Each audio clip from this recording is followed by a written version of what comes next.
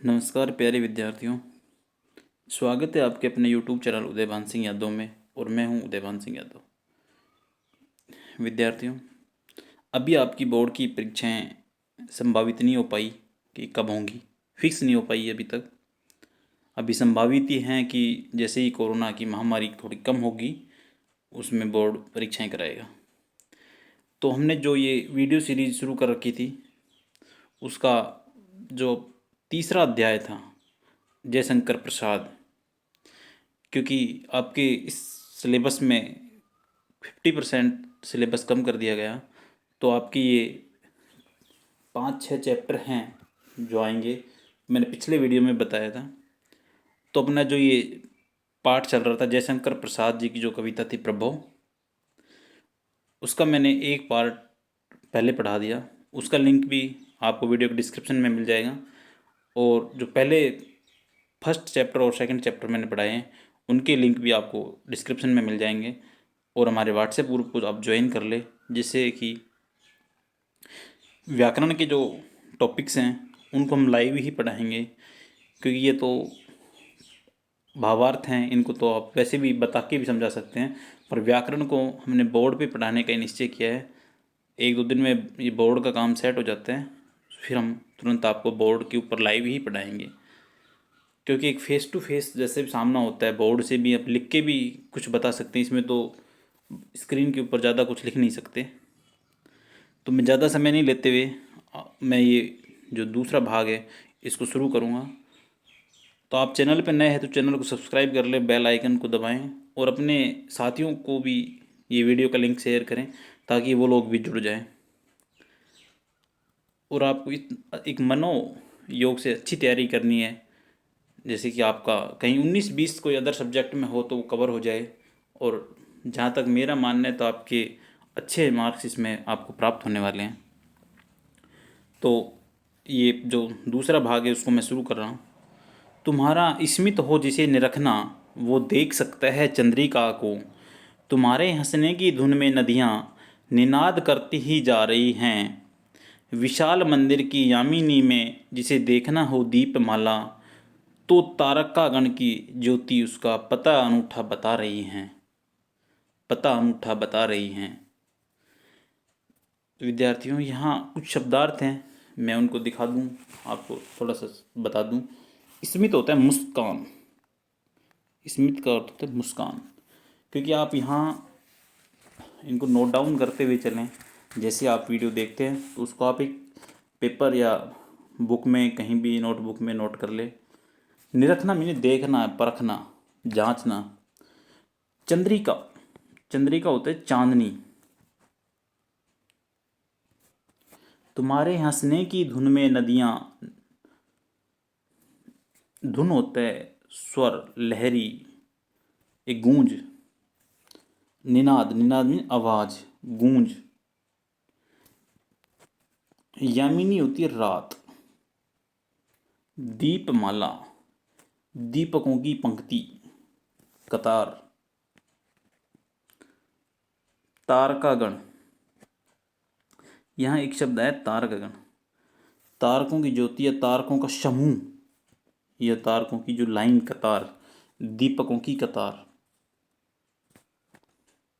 और अनूठा होता है अद्भुत, अनुपम, अद्वैत, जिसका दूसरा नहीं हो।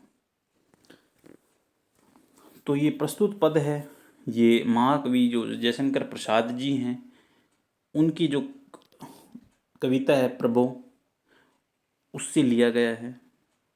अब इसमें क्या कहा गया है कि हे पिता परमेश्वर, हे परमपिता परमेश्वर, जिसे भी तुम्हारी क्या मुस्कान देखनी हो, तुम्हारी मुस्कान देखनी हो, परखनी हो या देखना हो, तो वह किसे देखे?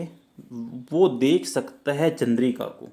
हे पिता परमेश्वर, आपके रूप की मुस्कान देखनी हो या आपका आत्मसात करना हो, वो किसे देख सकता है? चंद्रमा की चांदनी को। जो चंद्रमा की चांदनी होती है उसको देख सकता है। तो यहाँ एक सीधा सा अर्थ है कि तुम्हारा स्मित हो जिसे निरखना, वो देख सकता है चंद्रिका को। तो जिसे तुम्हारी मधुर मुस्कान को देखना हो या मधुर मुस्कान देखनी हो, वो चंद्रमा की चांदनी होती है, वह चांदनी को देख सकता है। तुम्हारे हंसने की धुन में नदियां निनाद करती ही जा रही हैं, और जो तुम्हारे हंसने की धुन है या स्वर है, उसमें नदियों की कलकल ध्वनियाँ सुनाई देती है। जिस प्रकार नदियाँ हंस रही हैं, नदियाँ कैसे हंस रही हैं, उनकी जो बह रही हैं तो कल कल की जो ध्वनि आती है, उससे ऐसा प्रतीत होता है कि मानो आप स्वयं साक्षात रूप में हंस रहे हैं। या नदियों की जो ध्वनियाँ हैं उनको सुने तो हम ऐसा प्रतीत होता है कि हमें वो परम पिता परमेश्वर ही स्वयं हंस रहा है। विशाल मंदिर की यामिनी, यामिनी होता है रात, क्या यामिनी होता है रात, आप यहाँ लिख लो।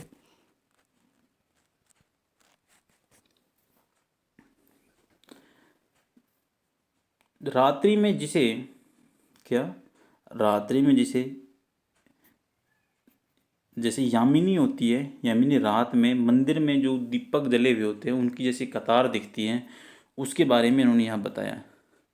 अब जो ये मंदिर है ये संसार है एक, मानो यहाँ दो शब्द हैं, संसार और मंदिर। संसार और मंदिर, वो क्या कहता है कि ये जो संसार रूपी विशाल मंदिर, संसार रूपी विशाल मंदिर में दीपकों की कतार देखनी है। अब मंदिर में जैसे दीपक जलाए जाते हैं, उसी संसार रूपी मंदिर में अगर दीपकों की कतार देखनी हो, दीपमाला देखनी हो, तो क्या देखें अपन, तो वह रात में चमकते हुए तारों को देखे क्या, तो तारक गण की ज्योति उसका पता अनूठा बता रही हैं। अगर किसी को संसार रूपी मंदिर में दीपकों की पंक्ति देखनी हो, दीपकों की कतार देखनी हो, दीपमाला देखनी हो, तो वो रात में जो तारे होते हैं उनको देखें, और उनका पता, ज्योति है उनकी, जो तारों की चमक है, उनकी चमक है, वो उसका पता बता रही है कि इस प्रकार मंदिर में दीपक हैं, उसी प्रकार इस रात में तारे चमचमाहट कर रहे हैं। जिसे देखना हो तो वो तारक गण जो तारे हैं उनको देख सकता है रात में। जो तारों की ज्योति है वो ईश्वर का पता बता रही है कि ईश्वर साक्षात रूप में ही यहाँ इस आकाश में विराजमान है। क्योंकि वो पहली पंक्ति में कहा है कि विशाल मंदिर, ये संसार है, इसको एक विशाल मंदिर के रूप में माना है। और जैसे मंदिर में जो दीपक की माला होती है, दीप कतार होती है, यदि आपको इस संसार रूपी विशाल मंदिर में दीपकों की माला देखनी है, तो आप रात में आप तारों की कतार को देख सकते हैं, तारों को देख सकते हैं। तो इसमें ये जो दो चार कठिन शब्दार्थ थे मैंने उनको बता ही दिया। अब इसमें एक तो उपमा अलंकार है, क्योंकि यहाँ तुलना की गई तारों की दीपकों से। क्या की गई है, यहाँ तुलना की गई है दीपकों की तारों से, और इसमें प्रकृति का सुंदर वर्णन भी किया गया है, प्राकृतिक का, और इसमें उस ईश्वर की व्यापकता को भी दर्शाया गया है कि वो कहाँ कहाँ नदियों में है, कहाँ विशाल ये संसार रूपी जो मंदिर है उसमें भी व्यापक है। तो क्या बताया, वो घट घट में व्यापक है। तो हमने विशेष रूप में इन दो तीन बातों को लिख सकते हैं। तो मैं अगला जब पद है वो लेता हूँ।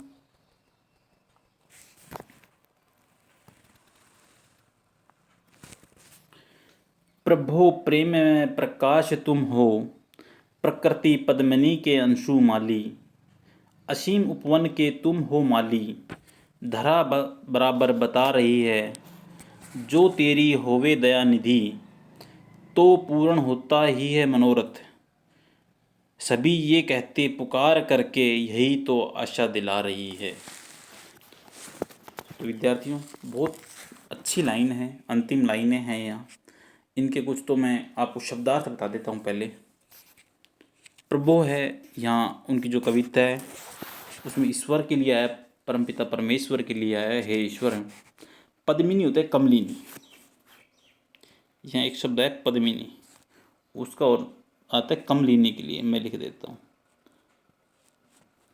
कैमेली, छोटी आती इसमें। आप ये शुद्ध और अशुद्ध का भी ध्यान रखें। कमलिनी। अंशुमाली, सूर्य, ये शब्द आता है सूर्य के लिए। असीम, जिसकी कोई सीमा नहीं हो, असीम जिसकी कोई सीमा नहीं हो। उपवन, उपवन होता है बाघ। क्या होता है उपवन में? बाघ। धरा, धरा होता है पृथ्वी, भूमि, भू। क्योंकि आपको ये कठिन शब्दार्थ हैं, याद करने हैं एक अच्छे तरीके से। दयानिधि, ये ईश्वर के लिए है, दया के जो भंडार हैं उनके लिए। तो ही पूर्ण होता ही है मनोरथ, मनोरथ मीन होते कार्य, मनोरथ, इच्छाएं, अभिलाषा। सभी ये कहते पुकार करके यही तो आशा दिला रही है। इसमें ईश्वर को समस्त सृष्टि का पालक बताया गया है और रक्षक बताया गया है। उसमें सभी कार्यों को पूर्ण करने वाला ईश्वर को ही बताया गया है।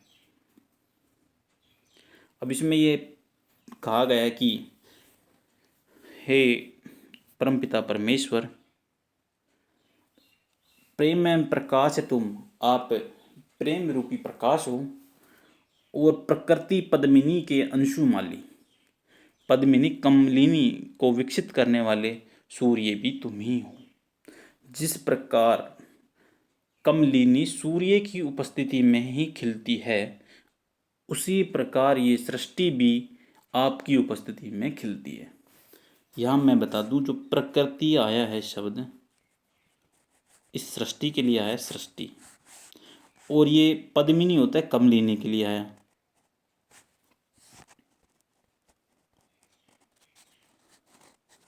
पद्मिनी क्या कि ये जो पद्मिनी होती है, ये कमलिनी होती है, ये सूर्य की उपस्थिति में ही खिलती है, सूर्य की उपस्थिति में ही खिलती है। उसी प्रकार ये सृष्टि है वो, हे ईश्वर, आपकी उपस्थिति में ही मुस्कुराती है, खिलती है, फल फूलती है।